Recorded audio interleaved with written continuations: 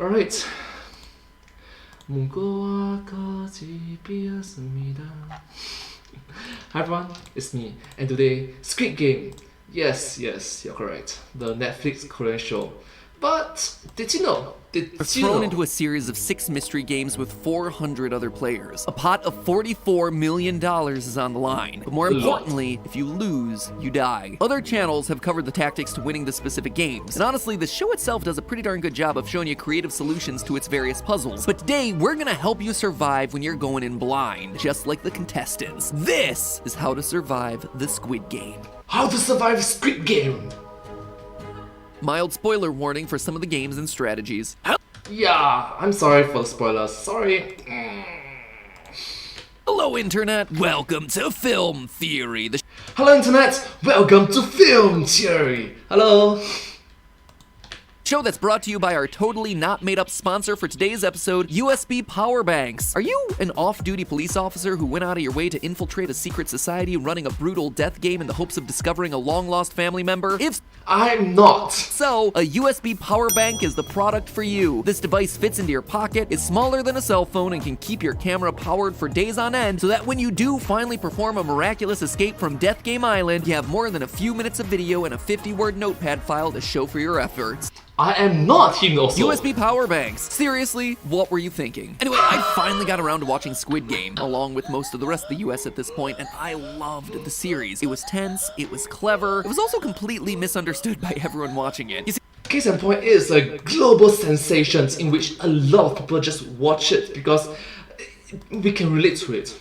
We can just relate to it. We are poor, we are suffering from a global pandemic. We are all suffering. Everyone is suffering. the thing is being called the next Hunger Games, the new Battle Royale, the cinematic version of Fall Guys. The thing is, these comparisons really miss the mark because fundamentally, this isn't how the games in the show work. And if you're one of the people making that comparison, it's likely gonna get you killed. Don't worry, most of the characters in the series fell into the same trap and, well, let's just say it didn't end well for them. But have no fear, MatPat is here. By the time you're done with this video, you'll understand the real way to survive the 6 rounds of playground games regardless of what individual challenges you're faced with. So the next time some random guy in a subway offers you 100,000 won to flip his paper square, or when season 2 finally launches, because let's face it, this smash hit is absolutely getting itself a sequel, you'll be prepared to survive the Squid. So pay attention. The information today might just save your life and make you rich in the process. Okay, Squid Game doesn't actually require a squid. It's the flaw.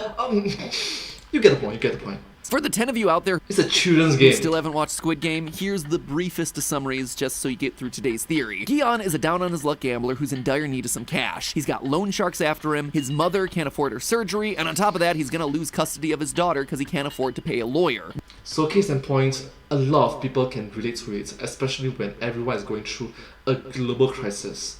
Global pandemic. Desperate, he agrees to play the highest stakes game imaginable. He's whisked away to a remote island with over 400 other competitors where, in order to win, they have to survive 6 different children's games. Some of them are pass-fail challenges like red light, green light, where failure results in execution. Others are player versus player games like tug of war, where the losing team falls to their death. As for why you'd possibly want to risk your life in a game like this, well, each death adds 100 million won to the prize pool. 100 million won! Can you believe that? Now all of you are scrambling to Google for that conversion rate. I know.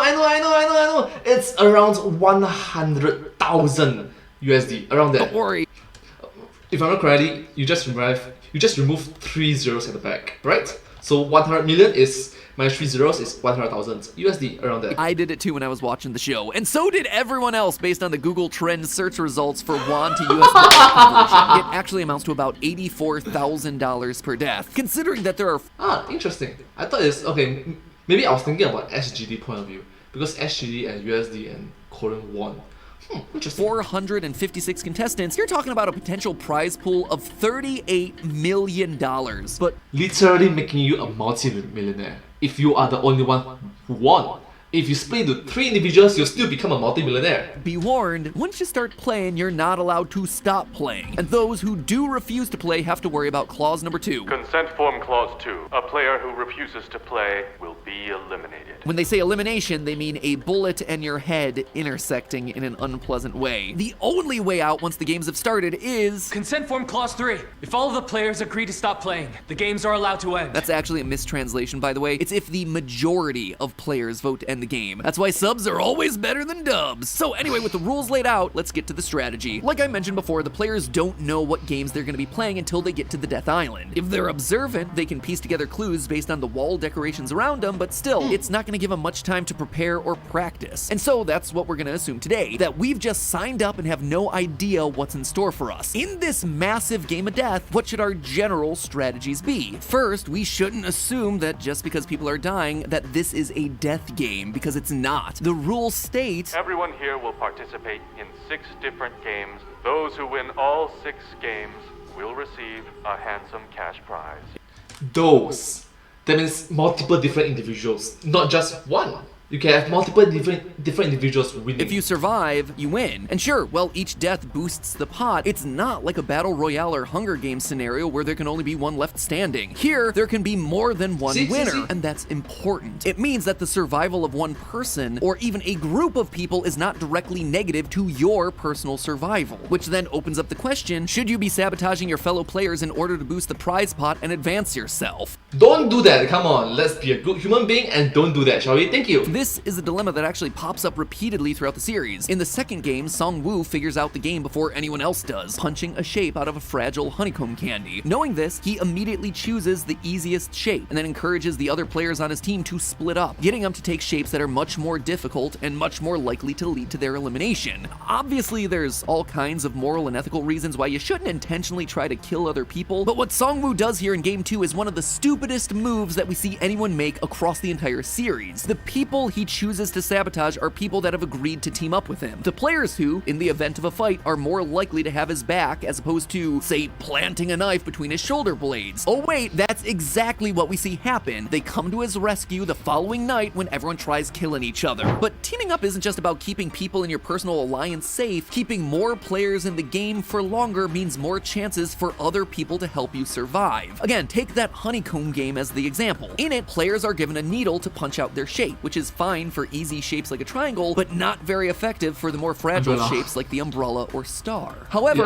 one person in the group, our hero Gian, out of desperation comes up with a completely out-of-the-box strategy, ignoring the needle entirely and licking the candy so the shape can pop out. Or you can use the lighter to increase the temperature of the needle so that it can melt through easier. This, in turn, saves multiple other contestants who copy the strategy. People who otherwise would have been eliminated just like the rest. That's why it's stupid when the players try to kill each other between games 2 and 3. Because these are men whose lives were saved by the person that they're now attempting to eliminate. You know what they say, 2 heads are better than 1. So 50 heads should be even better. And 400 heads is even better than that. It's why the internet hive mind is so good at solving puzzles. Everyone brings their own experiences and expertise to the table. So let's just say that you were, I don't know, faced with a challenge that involves jumping across panels of glass, with 50% of those panels being tempered and safe to stand on. Well, it would be really helpful if the group had someone who is a glass expert that could tell the difference between tempered and untempered glass. Oh wait, that's exactly what happens. Except instead of sharing his knowledge, the glass expert hides this fact until the end, after practically all the other players have died. This is stupid, not just from a statistical angle, but also from a strategic one, considering that most of the games are timed. Everyone else, realizing that they're just blindly guessing on a coin flip that could cost them their life, wastes time. Every second that you're hiding your knowledge is a second that the group isn't making progress. As a result, our glassmaker, despite having the knowledge that should have kept him alive through this challenge, ultimately dies because he runs out of time. Had he shared it from the get-go, mostly everyone could have survived what was one of the most disastrous and difficult challenges of the batch. Also, can I just digress here for a minute? This one bothered me. I just didn't really like this challenge. I get that it was a cool visual and interesting concept, but the challenge just didn't work for me. money. It didn't seem to be based on a playground game like all the others. The game makers cheat by turning off the lights midway through, which directly counteracts their whole everyone has a fair chance motto. The whole putting people into a specific order felt unfair, and then the way they conclude it with a giant explosive finale puts everyone's lives at risk. It was just good spectacle, but also something that felt kind of cheap. Alright, rant over. Of course, there is the elephant in the room. Every player who dies adds more money to the prize pot, but that's the wrong way to think about it. Let's assume that, like we see in the show, there are 6 rounds, and that there will be at least 3 games that require 50% of the players to be eliminated. This would be games like Tug of War and Marbles, where some amount of death is guaranteed. That It's inevitable that they will die. It's inevitable that someone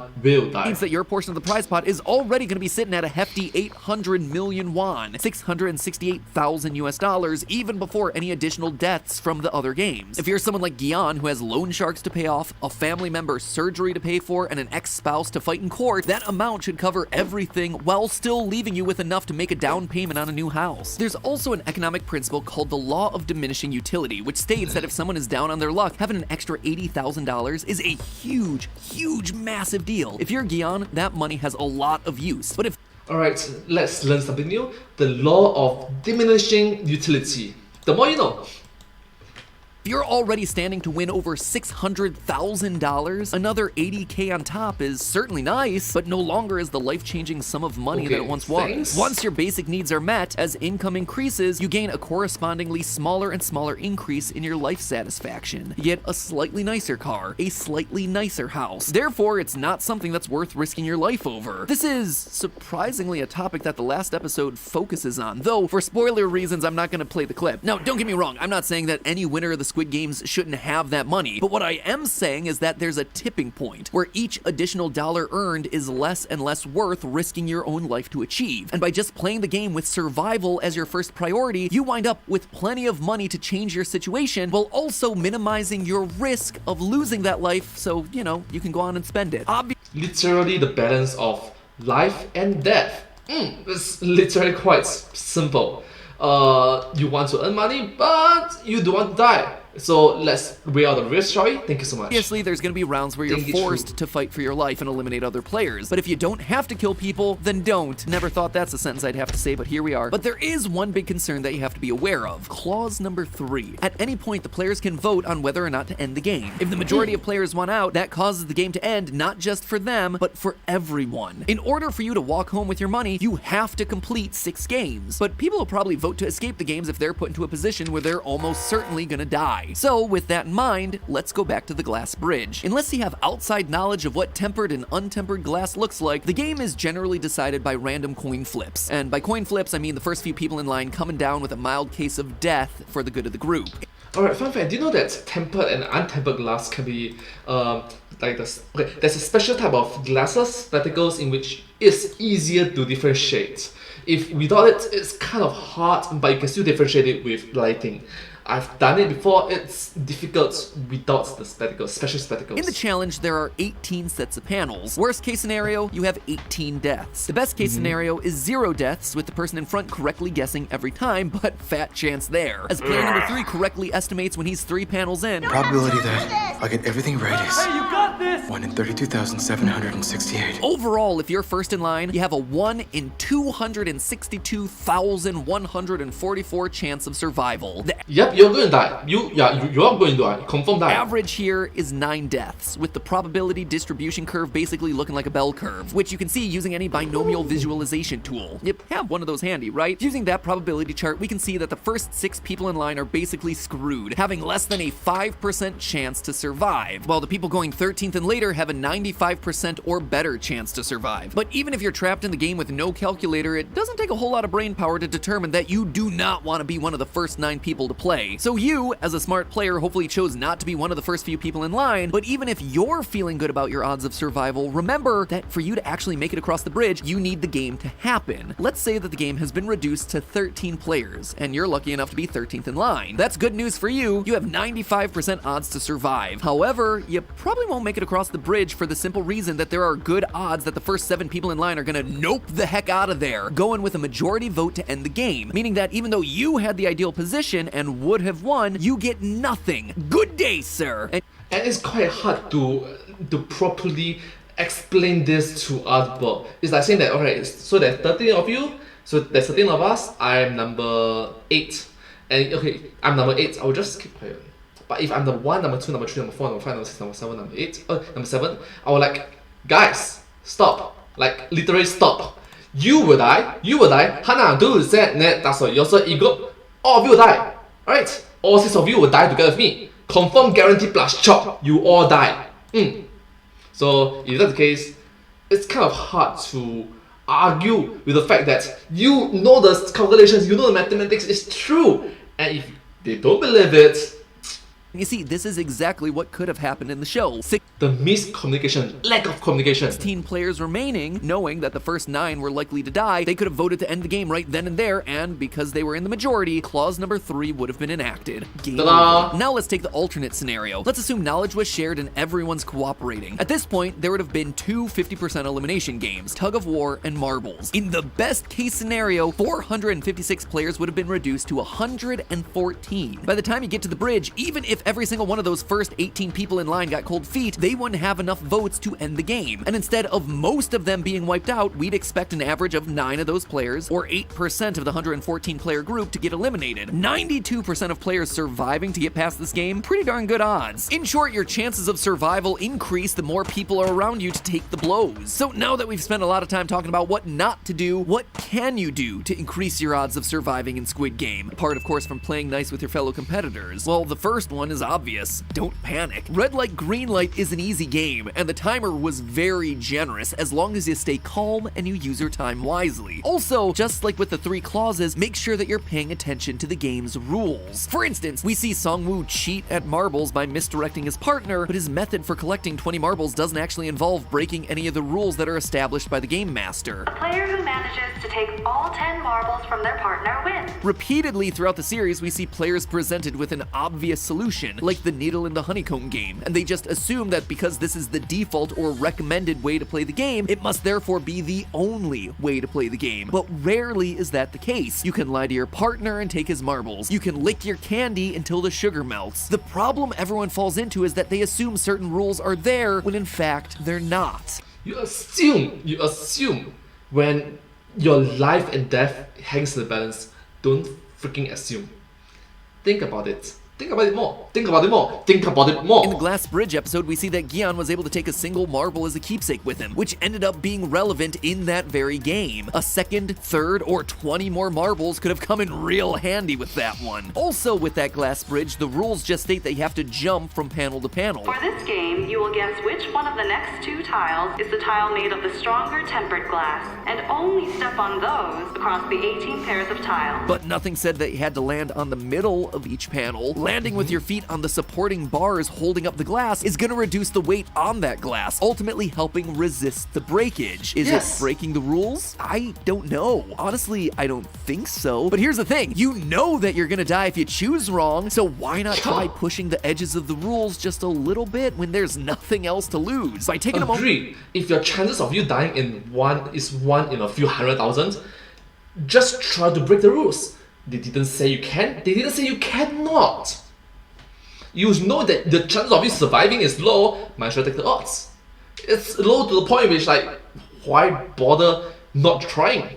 To think about the actual hard rules of the game and not automatically dismissing unconventional solutions by assuming that anything else isn't allowed, you might actually be able to find a loophole that allows you to survive. Mirror. Lastly, use your surroundings. Not only are the walls giving you clues, but your clothes, the bed, the springs, and the mattresses, all of it could potentially prove useful. Were you given a glass bottle yesterday as a part of your meal? Instead of breaking it to try and shank your opponents, why not bring it with you to your next game? Tug of War. Throw it onto your opponent's platform to throw them off balance, or put glass under their feet. Maybe cut the rope so neither side loses. Another thing that I want to get off my chest, this is just a terrible idea. I think that doll senses when you move around. That person in front of you is going to stop at times that you don't expect or anticipate. If they get shot, that bullet might go through them and pierce you, or their dead body might knock into you. And instead of focusing on the game itself, you're going to be focused on another person as you run down that field, which is not where your attention needs to be. In short, your number 1 strategy to surviving the Squid Game should be to ignore Songwoo. I think it would put us at a disadvantage